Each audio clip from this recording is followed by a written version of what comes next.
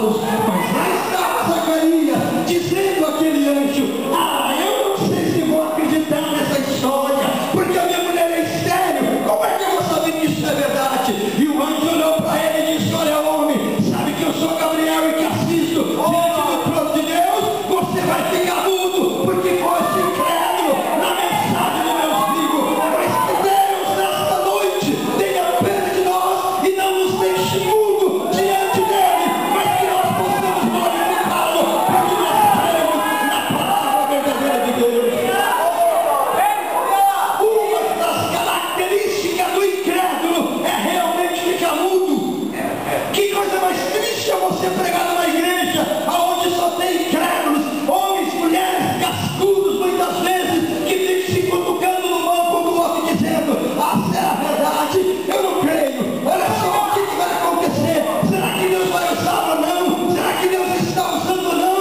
Isso você pode ver a característica de uma pessoa dessa. Ele não levanta a mão, ele não fala em língua estranha, ele não dá glória a Deus, ele não dá aleluia. Sabe por quê?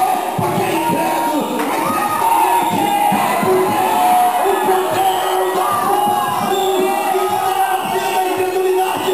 Em nome de Jesus, entreia!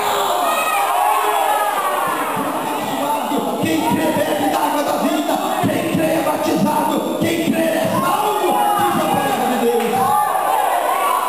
A incredulidade, queridos irmãos, tem sido algo tão tremendo que tem evitado as pessoas de receberem bênção.